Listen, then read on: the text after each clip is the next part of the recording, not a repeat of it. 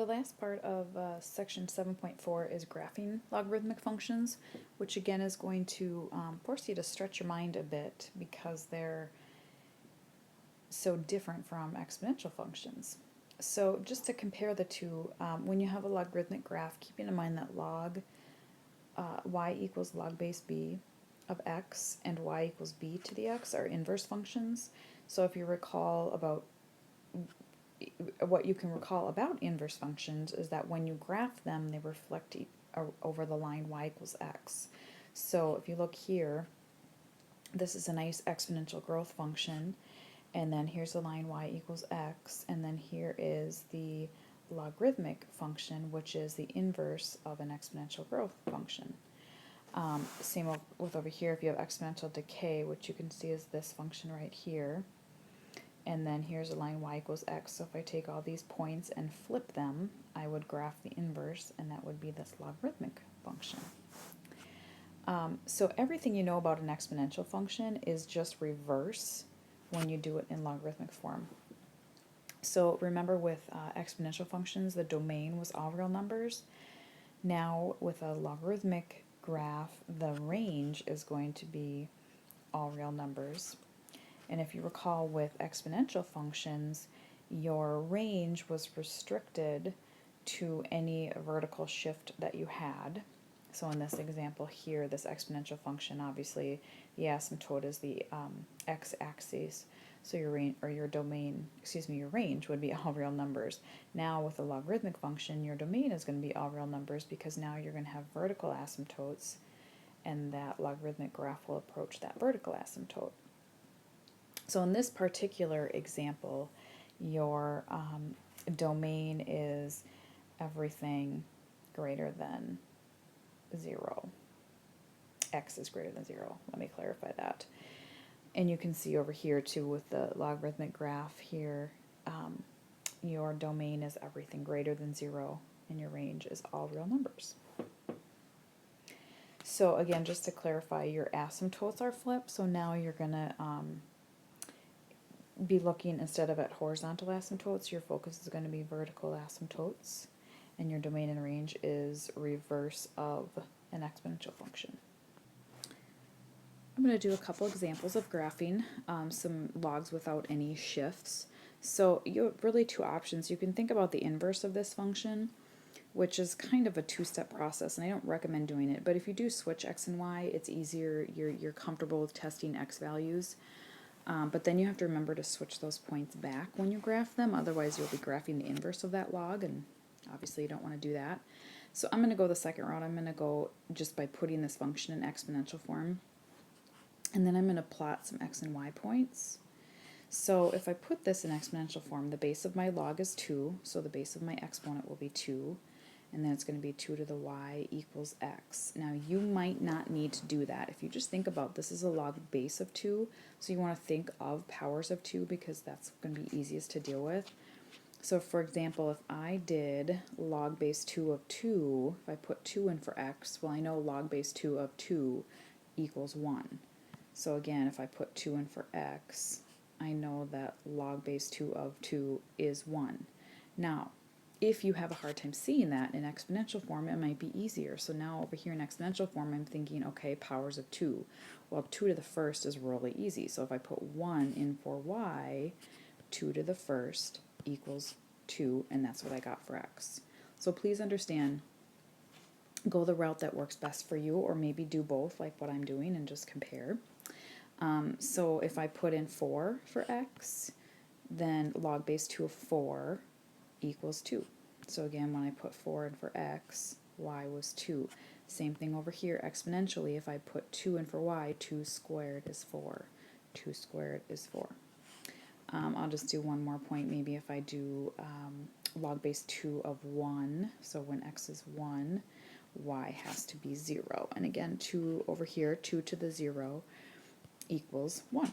And then if you plot it, and my graph is kind of small over here, sorry about that, but if you do the point 2, 1, and then the point 4, 2, and again my graph is really small so my points are going to be off, and then the point 1, 0, And then there are no shifts to this, and if you recall about graphing exponential functions, the h and the k is shifting.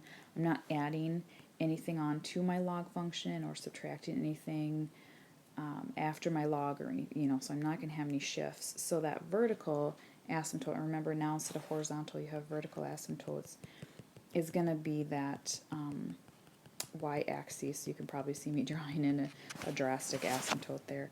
So then my logarithmic function is going to look like that. Now the second one, I'm just going to kind of shift this up, is y equals log base 1/3 of x. And fractional bases, logarithmic bases, are always a little bit harder to think about, but again you can write this in exponential form, which would be 1/3 to the y equals x. If that's easier for you than to test y values, you certainly can. So if I do 1/3 to the first power, that's 1/3. 1/3 to the 0 power is 1. And maybe I'll do a negative power. 1/3 to the -1, reciprocal that, and you get 3. And that's probably good enough. And then if I go over here to graph those points, again, 1/3, so I go over 1/3 and then up 1. I'm just going to kind of estimate that. And then I have 1, 0. And then I have 3, -1. And I don't have any shifts, so again I'm going to have that y-axis being my vertical asymptote. And then you can kind of see that this is a logarithmic graph going downward. So it's kind of like a logarithmic decay and a logarithmic growth function, I guess. Your base was 1/3. Okay, then I'll look at one that has some translations real quickly. So this is log base 3 of x minus 1.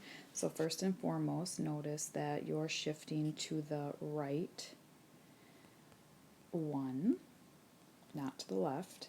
And then it's a plus 2 after the log, so you're going to shift up 1. So I'm going to come back to that. Before I do that, I'm going to ignore those shifts and just envision y equals log base 3 of x. So I'm not going to have the -1 or +2 in there, because to me mentally that is much easier to test, and then just after that I can do the shifts. So again, I'm thinking powers of 3. If you prefer, you could do 3 to the y equals x. And of course some easy points to test are 1, 3, and 9, because they are all powers of 3. So log base 3 of 1 would equal 0. And log base 3 of 3 would equal 1, and log base 3 of 9 is 2. So now those are the non-shifted points. So if I take those points and shift them all to the right 1 and up 1, you can see my translated points already started. So I took the 1, 3, 9 and shifted them all to the right 1, so that'd be 2, 4, 10. And then I'm going to shift my y values all up 1. So 0, 1, 2 becomes 1, 2, and 3. So then my points, and note my x scale please, I scaled by 2s. So that point would be 2, 1, and then I have 4, 2, and then I have 2, 4, 6, 8, 10, and 3. And again, now what's going to be different about this is my vertical asymptote is my horizontal shift. So I shifted to the right 1.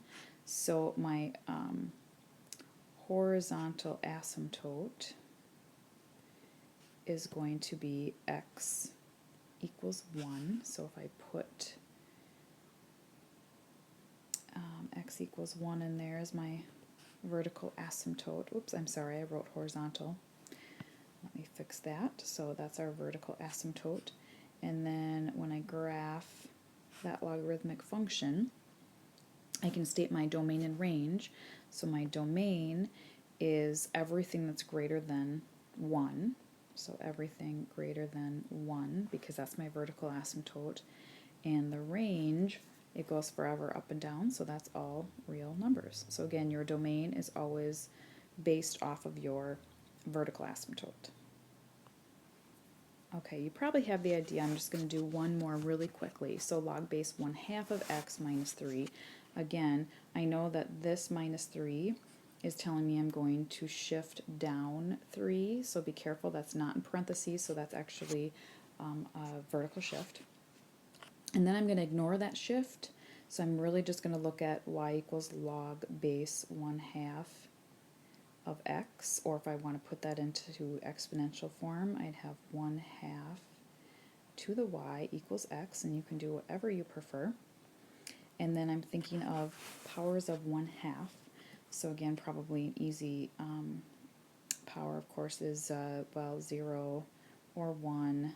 -1 is easy also. So log base, well, 1/2 to the 0 is 1. 1/2 to the 1 is 1/2, and 1/2 to the -1 is 2. And you could also have tested them in the log. Now when I don't want to graph those, I want those points but all shifted down 3. So my final points, my x values won't change, but my y values are all going to shift down 3. So that one's going to be -3, this one's going to be -2, and this one will be -4. So I'm going to have 1, -3, I'm going to have 1/2 and -2, and I'm going to have 2, -4. And then my vertical asymptote, I don't have any h value, so I'm not shifting to the left or the right, so my vertical asymptote is just going to be that y-axis again. And so my logarithmic function will look something like that. And your domain is everything greater than 0, because I didn't have any horizontal shifts. And your range, oops, I wrote that backwards. Your range is all real numbers.